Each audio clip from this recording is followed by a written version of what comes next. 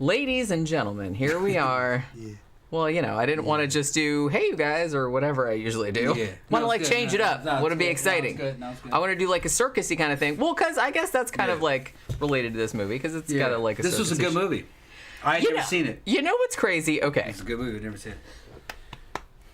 I didn't realize until, because I saw this movie a million times, probably, in the 80s when it was on cable.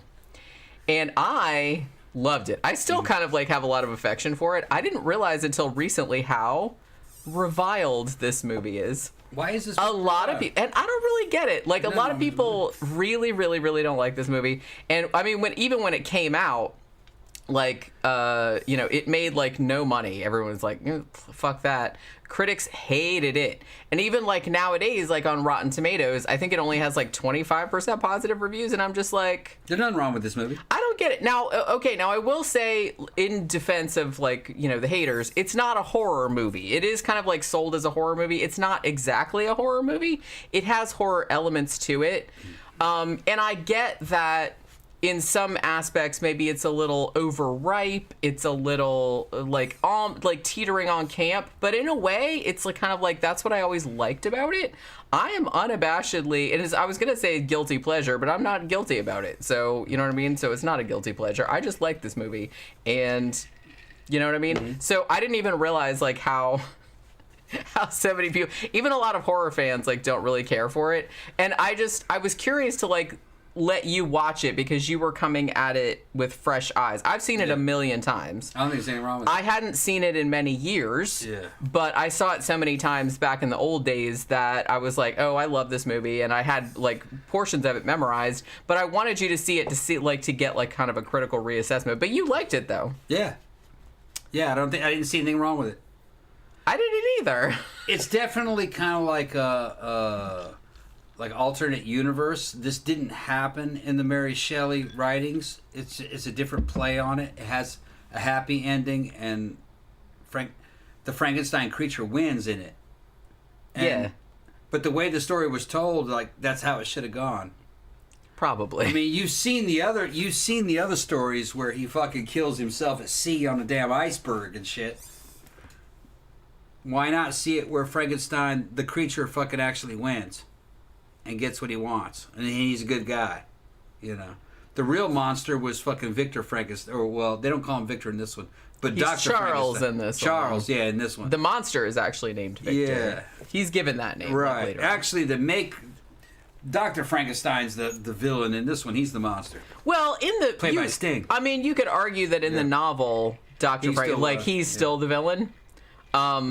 You know, the monster like kills a bunch of people, and you know, but he's more sympathetic than, because the thing about it is that he's torturing the fucking poor animal. Right. I kind of feel like he didn't like ask to be created. Right. And you can understand like why he does the shit that he does. And even in the original novel, the doctor is the bad guy. I'm not really sure, because it's like, well, and you know, in the context of Mary Shelley's time, because he was usurping power that should only rightfully belong to God. He's creating life, you know, or belong to women. Like, you know, because he's a man, he can't create life. So he's playing God, essentially. Yeah. And so, and also, like, he compounds that error by not taking responsibility for his creation, and therefore allowing his creation to like run roughshod over like and like kill people and shit like that. So he's like didn't take responsibility, and that was another sin. So he's the villain in the original novel too, and he's undoubtedly the villain in this one. But the monster is much more sympathetic. He does kill a dude, but the dude had it coming, to be fair. And and he ends up like getting the girl in the end. This is not. I've seen a lot of things saying this is a remake of James Whale's Bride of Frankenstein from 1935. It's not. It's not a remake of Bride of Frankenstein. If anything, it's kind of a sequel. It kind of starts at the, like, because the Bride of Frankenstein, I feel like the bride gets created, like, toward the end. This starts with the creation of the bride and then, like, carries on from there. So it's not anything I don't want to say it's nothing to do with Mary Shelley's novel, but I mean, the shit that happens in it wasn't in the novel. Like, other than the creation of the bride and the creature, you know, Frankenstein creating the bride for the creature and then her not liking him. And then, like, the tower burning down and shit like that. But then that happens at the beginning, and then it, like, goes on a different direction. Like, he's exploring some other shit. So, it's more like a sequel than a remake, is what I'm saying. So, I don't know. I don't know why everybody hates this movie so much. But apparently everybody does. I didn't realize. Because, like I said, I saw it in probably, like, the late 80s. It came out in 1985. In the theater, and I think it made less than $4 million profit. I don't remember. I don't know. I don't know how much it cost to make, but it was not cheap. You can tell by looking at it. It's a good looking movie. It's a good looking movie, and they shot it on location, like in France and Italy, and it's really, really nice. Like the cinematography is really nice. So I imagine Special effects are good. It cost considerably more than $4 million, and it made less than $4 million back at the box office, and got a critical drubbing. I mean, Jennifer Beals, who's in this as the bride, she got a Razzie nomination. I don't think she won, but she got a Razzie nomination for Worst Actress. Oh, there's nothing wrong with her performance. Which no, like I wish I do like Jennifer Beals. I wish they had got a British actress, but other than that, I don't really. There's nothing wrong with this movie. It doesn't bother me. No. There's nothing wrong with this movie. No, I really, really like this movie. Like I said. And like I said, it's not even a guilty pleasure because I'm not guilty about it. I'm not guilty about it. No, there's nothing wrong with this. No. So, in case you guys don't know, because I looked on YouTube to see if there was some other reviews of this. There are a few, but not many. Like, my guy, like, Grumpy Andrew, that British guy, I love him. By the way, Grumpy Andrew's Horror House, that's the name of his channel. I don't know how many subscribers he has, but he should have more because he's awesome. But he did a review of this. He did not care for it. And a couple of other guys did, but there's really not a lot of reviews of this, and I just find that very odd. I think a lot of people don't even remember that this movie exists. But it's just, we were scrolling through the shit last night, and we didn't know, like, I told Tom to pick a movie, and he's like, I can't pick anything, whatever. And then I was like, okay, fine. So I started scrolling through the shit. It was either on Tubi or Amazon Prime or something like that. And I was like, ooh, The Bride. I was like, have you ever seen that? And he's like, no. And I was like, oh my God, I love this movie, and I want to see it again. So we watched that. Man, we ordered some pizzas. Yeah. And we sat there on the bed, like, eating pizzas and watching The Bride. It was fun, I thought. But yeah, I don't know. I don't know why everybody hates this movie so much, though. Sabrina said, I love it, too. I remember seeing it as a kid on TV and loving it. Yeah, and I'm glad to say that watching it, I saw it a million times, like I said, on cable. And I loved it. And so I was curious to see it again, like this many years later, and see if it still held up. And I think it largely does.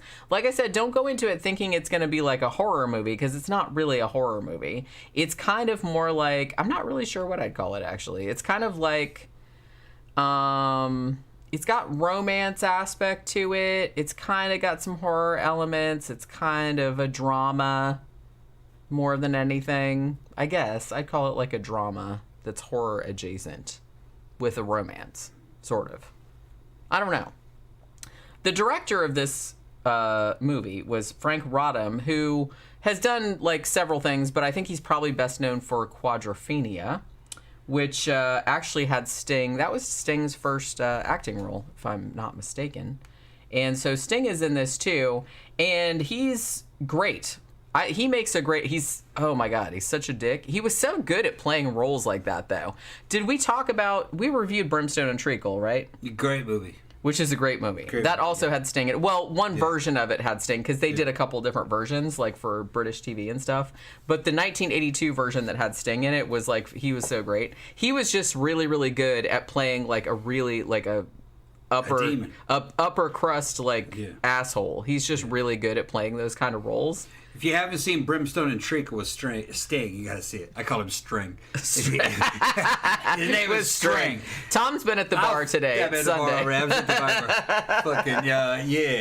If you haven't seen Brimstone and Treacle, you gotta see it, man. It's a great fucking flick. That movie's actually better than this one, but this movie isn't bad. Yeah, I'd agree. This movie isn't bad. I liked it. It's like I still liked this movie. Okay, so I think what people don't like about maybe it was the expectation. Maybe they were expecting something more like Bride of Frankenstein, and it's not really like that. Like I said, it starts out very horror-y. It starts out very much like the James Whale Bride of Frankenstein, where you have like the classic Universal looking monster lab, and Sting, I'm just going to call him Sting, even though he's Frankenstein. But he's creating the bride, like the monster is already created. Like he's down in his little cell or whatever, and he's like waiting on tenterhooks, like for Sting to like, you know, make him a mate or whatever, because he promised that he would. Which, like I said, that's from the book.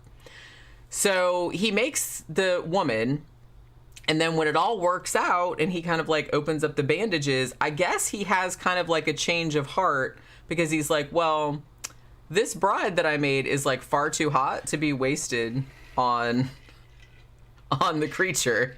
So I'm gonna keep this bitch for myself. Well, it's not so much that. Like, it starts out as Dr. Frankenstein's whole thing. Like, after, because there's the whole thing about, like, he makes the bride, and then the bride is just, like, sees the creature, and she's just like, oh, no, thank you, and she, like, starts screaming and stuff. And then, you know, the creature, who's played by Clancy Brown, who is, like, great in this, he, like, gets really, really mad, and he, like, tears the whole fucking lab up, and all burns down and everything. Now, they think that the creature dies in the fire, along with several of Frankenstein's lab assistants, who actually do die in the fire. But spoiler alert, the creature doesn't really. He actually just escapes and, like, fucks off. Meanwhile, Sting has decided that because he created this woman and she turned out so good, he's like, man, I'm fucking awesome. Like, the way I just made this all, like, fantastic and everything. And decides he's going to essentially not only, because he's like, not only did I make her body, like, perfect, like, she's beautiful and perfect and everything, but I'm also going to create her mind. And his whole thing is he wants to create a woman. I mean, this is, you know, a long time ago. A woman that's equal to a man, and like a new kind of woman. You know what I mean? So he's like, I'm going to make her just as smart as a man, which is like kind of funny. But just as smart as a man, like with logic and reason and all that kind of stuff. Because, you know, women don't have any of those things. But like I said, back then they didn't think they did, when this movie is set. So that's kind of the whole thing, is that he's going to, like, it's almost like a My Fair Lady Pygmalion type story, where he's kind of like creating her. You know, he not only physically created her, but he's going to like create her personality as well. And so he's doing that.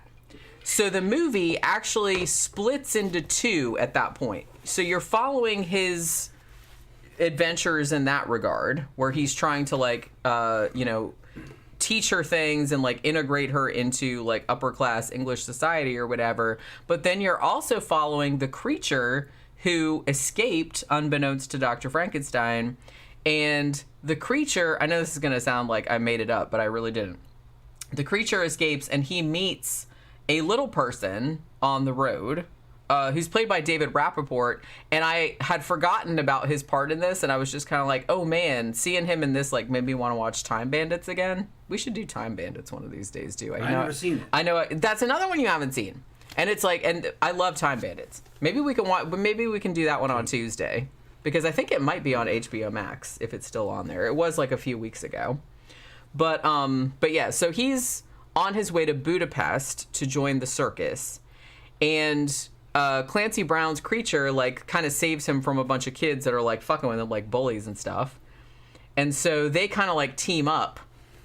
And then so half of the movie is following the two of them going to Budapest and joining the circus and their whole friendship and everything like that, which is actually like really cool. What I heard, I don't know if this is true or not, but when they were first making the movie, I guess there was supposed to be like more shit with Frankenstein and the bride and all that. Because they're like half the movie, or a little bit less than half the movie. But the stuff with the creature and the little person is like a pretty significant part of the movie. And I think that was because the chemistry, the friendship that develops between Clancy Brown's character and David Rappaport's character is so good and like so heart-wrenching that I think that they wanted to focus a little bit more on that. Because one of the things, and I didn't really see this, but I mean, I can kind of see why you might think this. a lot of reviewers thought that the chemistry between Sting and Jennifer Beals was not good. And that it was just kind of like flat, or they didn't really seem to have any chemistry with one another. And that's why maybe the director chose to focus more on the creature and like joining the circus and all that. I don't know if that's true, but that's what I heard. I don't know. I never really thought that much. Because the thing about it, in the context of the story, I don't think that it's necessarily that important for there to be chemistry, like romantic chemistry, between Sting's character and Jennifer Beals' character, because the whole point of that branch of the story is that Dr. Frankenstein was supposedly doing, I'm going to be like a big feminist and I'm going to like make a woman that's just as good. But then like when he succeeds and does that and she's just like, yeah, fuck you, man. It's like, I'm just as good as you are and I can't, you can't just like, I'm not at your beck and call and you didn't create me and blah, blah, blah. Then he gets mad. But like I said, that tracks. That's exactly what would happen. The old boy came in and said, "Yeah, what did he say? What was this quote? Fuck, if you make these women free, they'd be free to despise us." Yeah, that's what Henry Clerval says that. Yeah, and I'm like, exactly. Yeah. And apparently, it took Sting / Dr. Frankenstein. The whole thing. I don't know what he thought was going to happen. I was like, did you think... He was a dick, though. He was a dick. He was a dick. But that was kind of the point, though. It's just like, so what did he think was going to happen? I created a woman's body, and I'm going to create her mind, too, and make her an equal to a man. She's going to be just as smart as me, and just as blah, blah, blah. It'll be a new kind of woman. I was like, did you really think she was going to put up with your shit, then? If you ask me what he was trying to do, first of all, the story is told from a Victorian point of view. Yeah. Okay. Well, just like the book was. He's trying to be a stern-ass daddy to this young female creature that he made. He's trying to raise it to his own standards to basically make it a man. Yeah. All right? But hot. But hot, and you can hit. But that's not how it goes. No. Okay? Fucking, which he learns to his detriment. Right. She grew and fucking realized that he was a dick. And then she made her own choice, and her own choice was for the monster. Yeah. Who was in much this nicer. one is not as ugly as he is in the other ones. He's a normal-looking guy. I mean, it's Clancy Brown. He just had a couple scars on his face. Yeah. Really. And he was compassionate to her. So she chose that. And boy, was the monster was the hero. He kills Dr. Frankenstein. Yeah. He was really trying to rape her. Well, he was. Yeah, he was trying to rape her. He jumped in and fucking saved her. So, it is nothing like the Shelley books, but the spirit is similar. Because the monster was a good guy in the book. Yeah. All right. Sort of. He murdered several people, but... Yeah, he did, but he was doing it out of vengeance, and he was kind of like a child. Because he killed Elizabeth. Right, and he wasn't a human. Right. So it wasn't necessarily murder. It wasn't his fault, really. It was more like vengeance against a hostile race of creatures that were trying to kill him. Because he wasn't really a human. So it's not quite the same. Yeah. He was a new creation in the book. Yeah. In this one, he's a lot more human. And he's an innocent guy. And he's the hero. Yeah. So. Because that's the thing. That's why I kind of like... Because I think that a lot of people that didn't like the movie were like, well, what was the deal with the whole half of the movie being about the creature and the little person, and their whole, like, little journey. Well, they're showing that he was a human being. But they're showing his... Yeah. Because when he left, he was, like, really upset and he, like, fucked up the lab and everything and then he ran off. And he was just kind of, like, simple... Yeah. Because, the doctor hadn't really, like, bothered to teach him anything, it seemed like, or much of anything. But it showed him, like, finding his humanity. Like, he made a friend and he learned how to love and all this other kind of stuff. Yeah. And compassion. And then he circles back around to, and then him and... Now, one thing that I wish they had done more with, because I had totally forgotten about this aspect of it, because, like I said, I haven't seen this for probably, like, 20, 25 years... was they establish that there's actually kind of a psychic link, I guess you would call it, between the creature and the bride. Because even when they're far apart, they don't really specify, like, how far. I guess one's in Budapest and the other one... Where did the Frankenstein thing take place? Was it Ingolstadt? Mm-hmm. Right? So maybe it was there. I don't remember how far apart those two places are. But no matter how far apart they are, like if something happens, like there was one scene where the bride is like kind of like messing around and she's like spinning around, like getting dizzy, and the monster feels that like many, many miles away. So they established in a few scenes that they have a psychic connection, which apparently is, I guess, how they like find one another or whatever, but they don't really do much with that. I think that's probably my only criticism, is that they don't do enough with that. I feel like it doesn't really, I mean, they show it a couple times, but it doesn't really like factor into the plot, is what I'm saying. Maybe. I don't know. Unless I like missed something. I'm not sure. Zach said, I wish there was a Frankenstein movie of similar quality to the Gary Oldman Dracula movie. That one is in my top 10. Yeah, I kind of feel like the Mary Shelley's Frankenstein, the Kenneth Branagh one, that wanted to be that, but it didn't quite get there. I wish they had done it more like that one. I kind of wish. I mean, the cool thing about the Coppola's Dracula was that it was so stylized. Like, it had a lot of flaws, but this is the closest you're going to get to the Coppola, Francis Ford Coppola Dracula with this movie. When it comes to Frankenstein. Yeah, this is. I mean, it's Frankenstein. It's very. I don't know. Yeah. Even want to know if I'd say it's very 80s. It is It is pretty 80s. It's a high quality production. It looks great. Yeah, it looks nice. Yeah. And I've heard that they've done like a Blu-ray of it now. Yeah. And I was like reading some of the blues, and they said that the transfer looks gorgeous. But yeah, it's got, I mean, peak Sting. This was 1985. He looks fantastic in this. Beautiful hair on that motherfucker. He does have beautiful hair. Very handsome man. Very handsome man. I've seen some reviews call it a mullet. It's not a mullet. No. That's not a mullet. More like a heavy metal haircut. Yeah. Yeah. He pulls it off though. I don't usually I don't usually like that hair, but now what I heard, I think Grumpy Andrew said this, or maybe one of the other reviews, was that around this time period when they were first talking about making Interview with the Vampire into a movie, which obviously they didn't do until the 90s. But when they were throwing that around, I think Sting was one of the main people that Anne Rice was thinking about for Vampire Lestat. And if you see this movie, you will see what she's talking about, because he actually, seeing this movie, he would have made a great Lestat in this time period, because he's so imperious and he's so douchey, but still kind of hot at the same time, and it's just like his look is very Lestat-y. So I can see what she was getting at. I think she wanted like Rutger Hauer too, but like by the time that they were talking about movie, he had aged out at that point. But Sting around this time period would have been great. Like, not so much when he was older, probably. But yeah, this had Jennifer Beals, who had just been in Flashdance the year earlier. I think this maybe was only her second movie. Like I said, you had David Rappaport, who was in Time Bandits, which is one of my favorite movies of the 80s. And then you had some other people, like you had Phil Daniels, who was in like fuck tons of British movies. He was in Quadrophenia also. And you had Alexei Sayle, who, if anybody like remembers all that back from the 80s, like The Young Ones, the British TV show The Young Ones, Alexei Sayle was on that all the time. So he's in this as like the evil circus owner who's like trying to fuck over, like, because when the creature and the little person go and like join the circus or whatever, like he's the shithead that's running it. So he's in it too. There's just, I don't know, there's just always something about this movie that really, really appealed to me. It's long. I will say that. Like, I had forgotten that it was like it's a little over 2 hours, and maybe it didn't need to be, but I don't know. It didn't really bother me all that much.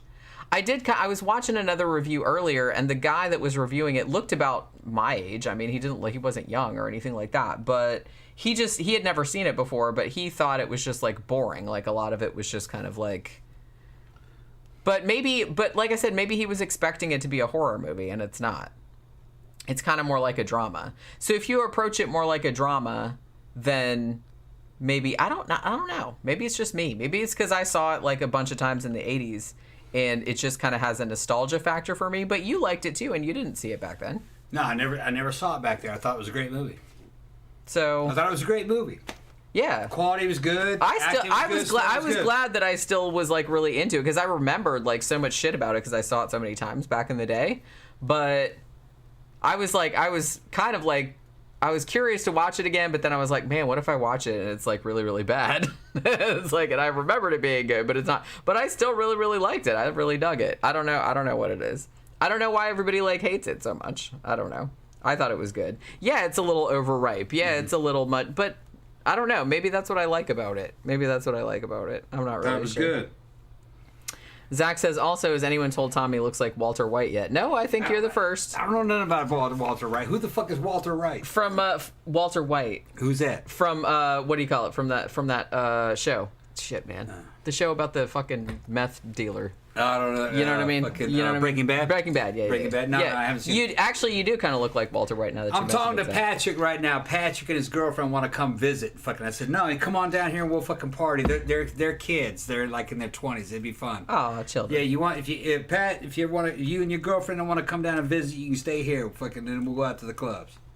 But they're a Southern couple. You know who they are. That's the dude with the fucking dreads and his girlfriend. Oh, okay. Yeah. Yeah, you watch them all the time. Yeah, we watch them all the time. They watch us all the time. They're talking about the other Frankenstein movie. I couldn't deal with Robert De Niro as the monster. That was actually my favorite part of that. What I couldn't deal with in that movie is that Kenneth Branagh was obviously... That was like Kenneth Branagh's ego, the movie. I thought Robert De Niro was like actually the best thing about that. And I actually do like that movie. I'm not shitting on it too much. We reviewed it not too long ago. But I like Kenneth Branagh in some things. I get it, dude. Like, you're an awesome Shakespearean actor, okay? Like, some of the Shakespearean movies he's done, very, very good. He's a good actor. I'm not saying that. But he's a little up himself, as the British say. And I kind of feel like that movie, that was on full fucking display. Especially the whole, like, creation scene where he's just like, I'm just gonna, like, run around all oily and shirtless. Mm-hmm. Like, through the whole lab, and I'm gonna get all, like, run around on the fucking floor with, like, these super, super tight pants on, and he's, like, getting all wet and stuff, and I'm just like, just stop it. Stop it. Like, why Dr. Frankenstein wouldn't do that? Like, back then, I'm just not having it. But it's like... I don't know. I liked Robert De Niro as the monster. I think Kenneth Branagh was my issue with that. He should have like dialed it back several notches. When it comes to this movie, though, I can understand how maybe like Mary Shelley purists would get pissed off because it does deviate from fucking the books, but it doesn't deviate from the spirit of the books too much. No, it's a story that's kind of what do you call it? Fucking. It's outside the normal realm. Yeah. But it is good. That's what she was talking about, and the production quality was high. I liked it. I thought it was good. I had a good time watching it. I did too. Yeah, here's the thing, man. Just because it's a movie doesn't mean it's the fucking definitive end-all to be-all about that genre. It's an alternate view on Mary Shelley, the Mary Shelley universe. And I was like, okay, yeah, I accepted it. I mean, I'm not as stringent on Frankenstein. I'm not a fucking Frankenstein freak, you know, where, shit's got to be solid. It's got to be perfect compared to what she wrote. I'm not really like that. As long as it's a good movie, I'm happy. I thought it was good. I just thought it was good. Yeah. It's a good movie, and it is in the spirit of Shelley. Yeah, it's not like the books, but it was fun. But like I said, I kind of feel like they didn't really try to fool anybody in that regard. They never said, "Oh, this is an adaptation," or "This is a remake of the James Whale Bride of Frankenstein," which is also not book accurate either, like to a large degree. It's more like alternate universe stuff. Yeah, well, it's just like they were taking the characters and like exploring a little bit farther with that. Like I said, they were kind of taking what happened at the end of Bride of Frankenstein, the 1935 movie, and they're like, and then we're gonna like continue on from that, like in a, like you said, like an alternate universe, or we're exploring one avenue of what could have happened to these characters after that. You know what I mean? And you know, and the director was like, oh, I wanted to do kind of like more a feminist take on Bride of Frankenstein, which, you know, you could see what he was doing with that. You know, but I think it ended up actually, I like that part of the movie, but I do kind of like the stuff with the creature and Ronaldo, the little person. I think that's really like the heart of the movie, because man, David Rappaport is so good in this. And the friendship between the two of them is just so good. Like I said, I think that's why they concentrated so much on that portion of the story, because the chemistry between those two actors was so good. I would say it was a feminist take, but it's not the third wave negative man-hating take. It's not what it was. It was just more the reasonable feminist take. the fucking Dr. Frankenstein was a dick to her. Yeah. You know, it was very reasonable what happened. And like I said, in a way, it really kind of like, it really tracked for me because I said that's exactly what would happen if you had some like arrogant douche that could create life out of nothing. And he's like, I'm going to create the perfect woman. Oh, and then I have the idea where I'm going to make her equal to a man. Like I said, back in the Victorian era. Right. And then it's like, without thinking, it's like, oh, if you do that, she's going to be like, bitch, fuck off. You know what I mean? Right. Like, that didn't seem to occur to him. And I'm like, yeah, that sounds about right. That's about what would happen. Sting's version of masculinity was really more fucking being superior. Yeah, he wanted her to be equal, but not really. But not really. It was a false equality. Right. All right. There was no real compassion to it and no real education to it. I mean, she knows nothing. And instead of fucking getting down at her level and educating her, you know what I mean, from nothing, he just fucking looks down on her. Yeah. And he orders other people to educate her, really, more than anything else. He doesn't have anything to do with it. And then when he's done with her, because she doesn't obey, he decides to rape her. Yeah. You know what I mean? So it wasn't... He really was not even a creator in that way. He created her mechanically, but not spiritually. He wasn't even helping her, really. He wasn't even a good fucking sponsor of her. Just not a good teacher. Yeah, because he just wanted her to fit into English society. Yeah. But he didn't really teach her anything. No. Like I said, he didn't teach her any compassion or anything like that. No. And I think that's where kind of like the movie, and maybe they didn't get this across as well as they could have, but I think that's why the movie is kind of in two parts, that they kind of like, it's not two parts necessarily, but they switch back and forth between the two stories, and then they kind of come together again at the end, because the monster, in his friendship with Ronaldo, you know, in the circus and everything, is learning compassion, friendship, everything like that. Meanwhile, the bride is like, she's learning, you know, to read, and she's learning like all the right things you're supposed to do, all the right shit you're supposed to wear, all the shit you're supposed to say. You know, she's learning to be that, but she's not like getting anything like emotional. She's not getting any compassion. She's not getting anything from him because he just wants to make her. It's almost kind of like he wants to make her. He's more worried about like logic and reason and things like that, and he's not really worried about, because she kind of like grows up quicker than he anticipated, and she like runs off and starts like, you know, maybe like making eyes at like dudes. Carrie Elwes is in this, by the way, from Princess Bride. He was very, very young in this. Well, I think Princess Bride was only a year after this, but yeah.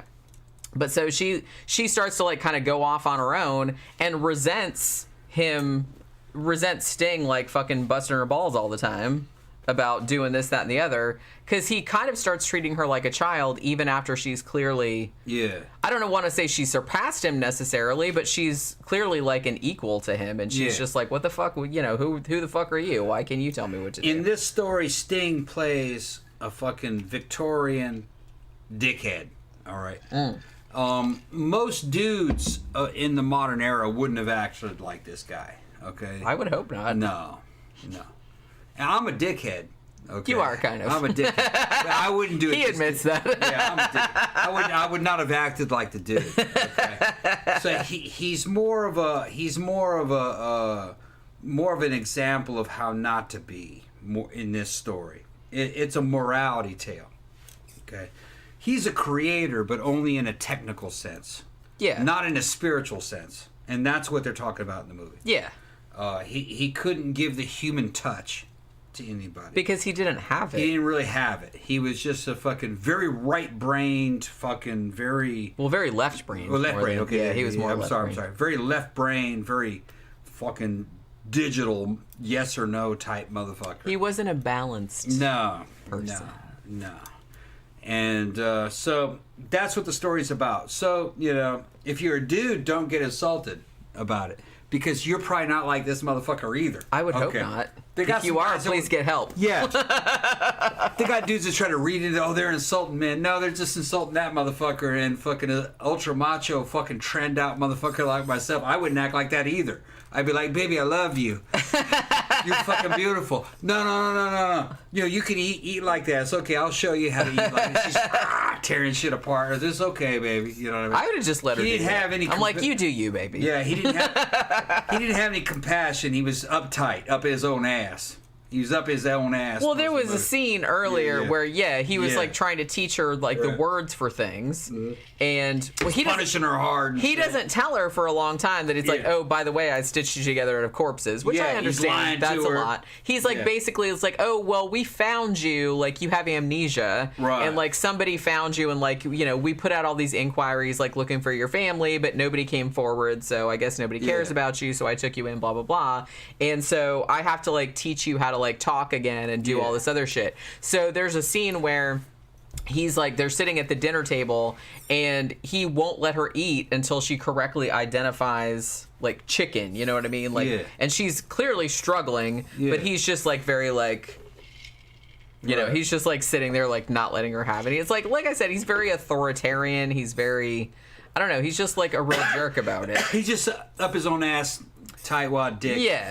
Yeah, and you could, I mean, he's very, very, you can tell, he's very, very arrogant, and he's, like, really, really condescending. Like, everything about it, even though he makes all these noises about, I want to make her equal to a man, or, like, equal to me, he doesn't mean it. No. He still feels superior to her, even when she clearly, like I said, surpasses him or, matches him in intelligence, and even a couple times, like, calls him out on some shit he got wrong. Yeah.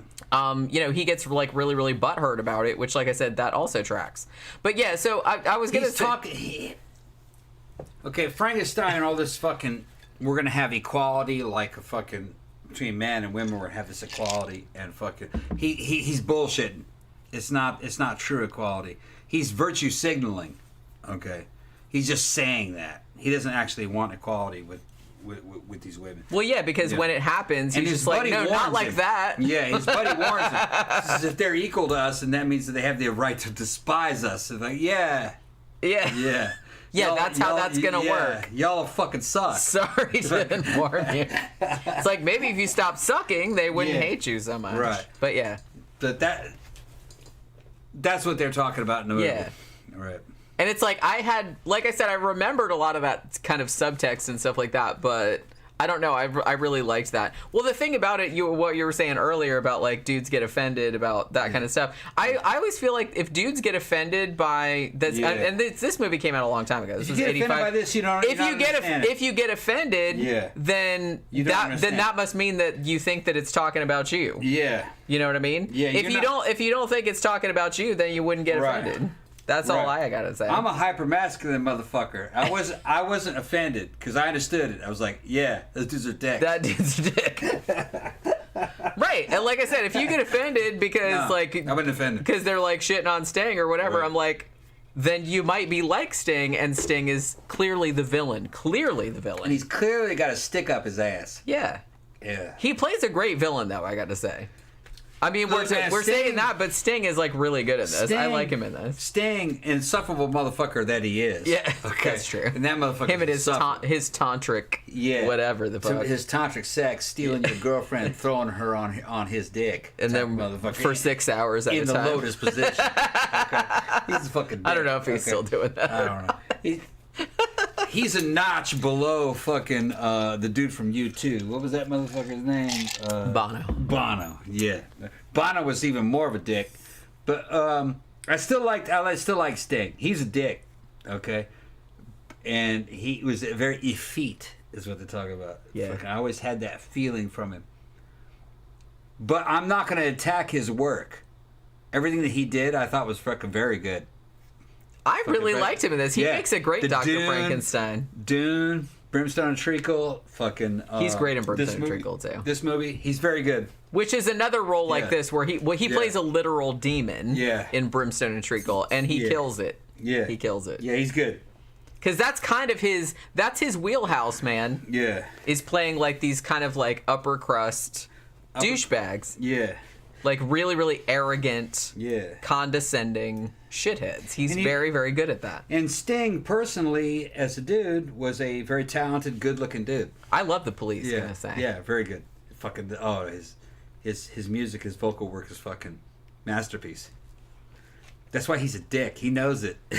That's why he's trying to put your girlfriend on his dick. He's in a loaded position. That's what I mean. And we can be mad about it all we want. About how good he was. He was good. He's real good. Well, see, that's the thing. You can get away with it more if you're, like, talented. Yeah. If you're, like, not talented and you're a douche, then everyone's like, shut up. Yeah.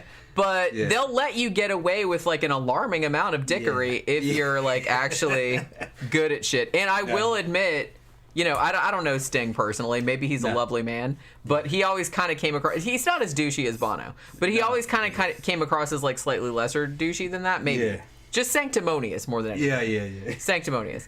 But he's a very elevated man. Right. Which there's nothing wrong with that. I mean, you know what I mean? But, you know, you don't got to be like all He had some fucking talent, though. The dude was good. That's what I'm saying. Dude was real good. I still love... I mean, Synchronicity was the first... It was the first album that I bought on vinyl, kids, because I'm old. With my own money. Like, I had albums before that other people had bought for me. But Walking in Your Footsteps. Yeah, Synchronicity was the first one that I actually went to the store and bought with my birthday money. I bought that album, too. I loved that album so much. I played it over and over and over and over and over in 1983. Every album and it's still good. I bought it again recently. Every album that dick was on, man. Fucking Ghost in the Machine. Zendata Munyata, or whatever that shit was called. Every fucking album that guy's on is fucking great. Every album. Yeah. I even like some of his solo shit. I had like Dream of the Blue Turtles and all that kind of stuff. Yeah, he's good. He's real good. I had that on vinyl also. He's fucking awesome. I don't think I have it anymore. What did I do with it? I sold a bunch of my records when I was like starving. Yeah, so nobody's denying that motherfucker's a god. Right. Okay, yeah, he's fucking fantastic. Okay. Which, like I said, gives him some leeway. Yeah. If you're talented, you have like maybe 20-25% more leeway to act like a douche. Maybe 50%. He may not be a douche, though. That's what I'm saying. I don't know him. I'm sorry, Sting. I'm sure you're a lovely person. It might be. It just always struck me as a motherfucker that's trying to throw your wife on his dick while he's doing a lotus fucking position, and he's gonna smirk at you while he's. Although here's the thing too, I kind of feel like the British. Yeah. They have a very specific sense of humor, and a lot of it is like kind of satirical and black and dry. Yeah. So it's like sometimes in interviews they might just be taking the piss. Yeah. So they might be saying shit like that just to be funny, and because they think it's hilarious that other people take it seriously. So it could be because I have run into that, and I think Americans don't. Maybe less or so nowadays, but I kind of feel like back in the old days, like a lot of times, like British and Australians do this too, but they would do like, especially rock stars and stuff, and they would do like interviews, and they would just say like outlandish shit, but they would say it like with a super straight face, and so it would totally get taken seriously, and everybody would like freak out, and then it's like they were just back there going, dumbasses. They actually thought I was fucking serious. Danny Rowling said, Jenny, who's that a picture of above the skull on the table behind you? It looks like Tom Savini to me. It is Tom Savini. It is Tom Savini. Tom Savini. It is Tom Savini. One of, somebody like sent that to me. It's signed too, isn't it? I think so. Yeah, it's a signed Tom Savini. Yeah. I've met Tom Savini a couple times. It's funny because... We saw him at the fucking convent. He's at every single horror con. Yeah, at the con. He's a nice dude. I met him a couple times. But I was like a big fan of his, like from the 80s, because I saw like some documentaries back in the old days of like all his special effects work. He always seems like such a nice man. You know what I mean? He's really, really into horror, and I love that. And his, if you guys didn't know, like he was in Vietnam, and he was a photographer in Vietnam, so he saw like actual people like blown up and like with their guts hanging out and everything like that, and that's kind of like what inspired. That's fucked up, but that's like what inspired a lot of his special effects work, because he had seen the real shit. You know what I mean? And he had a thing where he's like, I have to make it look as real as possible. So there's that. But yeah, it is Tom Savini. It's weird because Tom Savini kind of looks like my dad. My dad dad kind of looks like, I don't think you've ever met my dad. Never met your dad. I mean, obviously my dad's older. He doesn't look like that anymore because he's older now, and I haven't seen him in several years, but he does kind of look like my dad when he was younger. So I don't think my dad has a mustache anymore though. I think he shaved it off a long time ago. Zach said, I'm going to create a new kind of woman, and that, boys and girls, is how the 1920s was born. Yeah, because you got fucking, you got fucking Metropolis, where a dude tries to create a robot woman, and she makes a damn revolution. happen. There's a lot of fucking creating. I kind of feel like there's a lot of movies like that around this time period where a dude was like, I'm going to make a woman and it'll be like the best woman ever. And then she wakes up and she's like, fuck this shit. Yeah. You suck.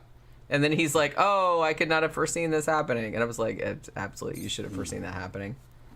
I don't know. But I just thought that was like really funny that was kind of like the whole point of this movie, really. Yeah. What's that? I'm going to make a woman that's equal to a man. And he's like, oh, not like that. And I was like, yeah, that's exactly how it would happen. That's exactly how it would happen. He's like, no, I meant for you to be equal in the sense that you still did everything that I said. You know what I mean? I don't know. I thought that was very funny. All right. Does My Fair Lady count among those kinds of movies? Well, I kind of compared... That counts no matter what kind of movie you're talking about. That's a great movie. It is. I kind of like compared this a little bit. This does have a My Fair Lady kind of thing to it. Maybe we should review that one of these days. I know it's not horror. It's not, anything like that. But I don't know. I still feel like that's a classic that we should probably talk about. But it does have that aspect to it. Actually, I think in this movie they even they didn't reference My Fair Lady, obviously, but I think they did reference Pygmalion, which My Fair Lady is kind of like loosely based on, in case you didn't know. My Fair Lady was a great flick. Yeah. Great. I know. I like that movie. Yeah. I like that movie a lot. Yeah. I like that movie a lot. Good songs in it and everything. Yeah. But yeah, so are we ready to we can wrap it up today, I think? Yeah, because I'll make us something to eat. You ready? Yeah, I'm sorry. I'll make it something. All right. Oh, before we do anything, okay, so tomorrow's Monday, which means it's a Haunting Mondays. So does anybody have any recommendations, requests for any episodes of A Haunting that we haven't done yet that you want us to do? Because if you don't think of anything, if you don't come up with anything in the next couple minutes, what will it be? I don't know. Okay. I thought you had one picked out already. No. Okay. I don't. I just said that we'll pick one at random if nobody has any particular requests. Because I feel like we've done the major ones. We've done the ones that everybody requested, I think. Because I had a little bit of a list that ones that people requested. And we've done all those, I think. We ought to do the one with fucking old Billy Bean. Oh, God. The one where we did a whole show about that, though. Did we? Yeah. Okay. A long time ago. That was a long time ago. Danny Rolling said the episode where the house was going to blow itself up was a good episode. Which one was that? Do you remember which one that was? Yeah, the house going to blow itself up. The house going to blow itself up. That sounds like the Warrens were involved with that. That house could explode. Fucking, that's like something Elizabeth Warren would say. Elizabeth Warren? Isn't that her name? Elizabeth Warren? No. What was her name? Lorraine. Lorraine Warren. That's Lorraine right. Warren. Yeah, Lorraine Warren. Yeah. Lorraine Warren would say some shit like that. The house will blow up. Zach said, I remember an episode about a guy who grew up in a house with a demon in the basement well or something. Yeah, that might have been the Billy Bean one, or that might have been the... It wasn't Billy Bean. The one with the Arnie Cheyenne Johnson one. And we did a show about that, too. Because that was a whole trial and shit. The one with the fucking... basement that had a well was the one that was a nightclub where there were supposedly heads at the bottom of the well. It was fucking I kind of know what you're talking about, but... It was the one that had all the fucking Bobby Mackey's. Oh, we did. Okay. Bobby Mackey's. So we did that. We did a show. We did a whole a regular episode on that. Bobby Mackey's had the one with the fucking well. Because some haunting episodes, we did a whole episode on it, before we started doing haunting. So Bobby we could always redo this shit. That was a long fucking time ago. We could, but and people there's so many episodes we haven't done now. Yeah. I kind of feel like that I don't really necessarily want to repeat them. All right. But I don't know. So there's no suggestions? Danny Rowling said I'm looking it up now. Okay, something in the basement was going to blow the house. I mean, I could probably find it. It would just be easier if somebody knew which one that was. I have this one here because the one that we did last week was Wheat Sheet for her. But I think we already did. I know we did. What's on here? The Dark Side. We did a show about that a long time ago. Which one was that? I don't even remember, but we did a show about it a long time ago because I wrote it down. Yeah, see, we have the actual CDs to these. For at least the seasons 1 through 7. We got more than that. I think we got them up to about 10, don't we? Well, we have 1 through 7 on DVD. Yeah. And then I think we bought season 8, and we maybe bought season 11. Yeah. Because there were a couple that weren't available. The digital seasons are short, and they're not that good. the ones that you can buy on Amazon. That series really went downhill. It did, yeah. It did. Well, everybody kind of agrees. So far, you know what I mean? And maybe Danny Rolling said a haunting in Connecticut you never did yet. Yeah, I checked. We didn't do a haunting in Connecticut. Which one was that? That was one of the pilots. We did a haunting in Georgia. Let's do Connecticut then. Connecticut was the one... we might have to buy that separate because it's not part of the... We can do it. But it's probably only a couple of bucks. Connecticut is the one that had... oh, shit. Well, wasn't that the one that the Conjuring universe movie was based I think so. The one that was taking place in the fucking funeral the Perrin home. family or whatever? In the funeral home, right? Was it? What's the name of it again? A Haunting in Connecticut. Yeah, Haunting in Connecticut was happening in the funeral home. That was... I'm thinking of two different things. Those are two different things. Connecticut was the funeral home, I think. I don't think it was. I think that was... No? Well, I don't know. I have to go check. I don't remember. Okay, we can look it up. All right, but that's the... Okay, so that's the one we're going to do unless something intervenes and, like, we have some kind of problem or whatever, and then The Snedekers.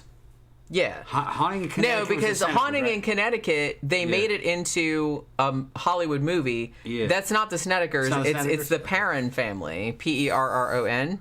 Yeah, that's what that was. I don't remember what that one. But they did two pilots of a haunting, and one was a haunting in Georgia, the one with like Mr. Gordy and all that. We did that. I know we did that show. Like that was a long time ago. I thought we'd done a haunting in Connecticut, like the other pilot, but I guess we didn't. And then when I looked the other day, I'm like, oh yeah, I guess we didn't. So maybe we should do that. Yeah, the Snedekers claim they got anal raped. Yeah, they did. Yeah, and I don't think they anal raped running down the road, running down the street, and the invisible ghosts were fucking getting up in that booty. Ain't that while you're running down the street. While you're running. And I remember seeing that. I remember hearing that shit when I was a kid. I think it was on fucking Geraldo or something, one of those daytime talk shows. And when she said that, my fucking hair stood up on the back of my head. I was like, "What? You're running down a road?" Wait, you believed that? Yeah, hell.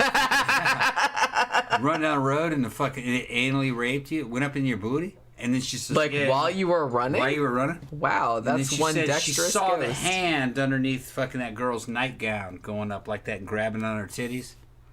And I was just like, oh, man, that's some sexy shit.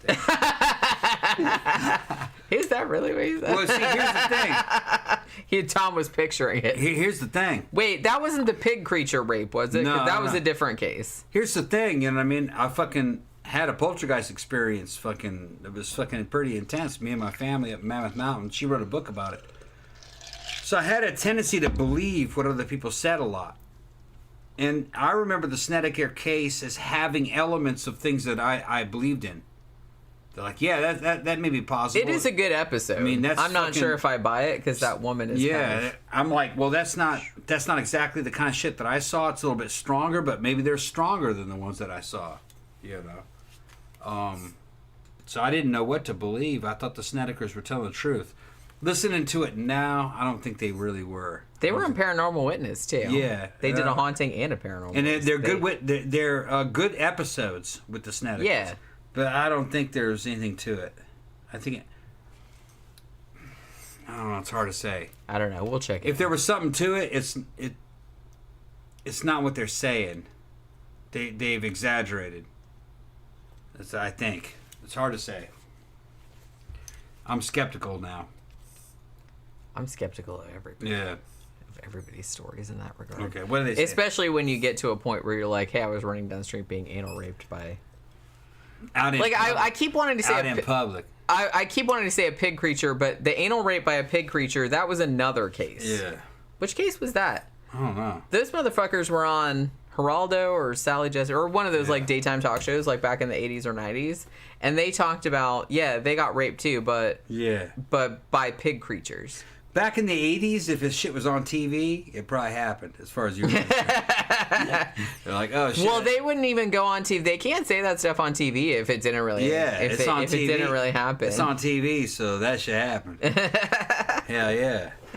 And then I was watching more and more fucking Jerry Springer and shit. Fucking, I'm going, oh, yeah, that shit happened.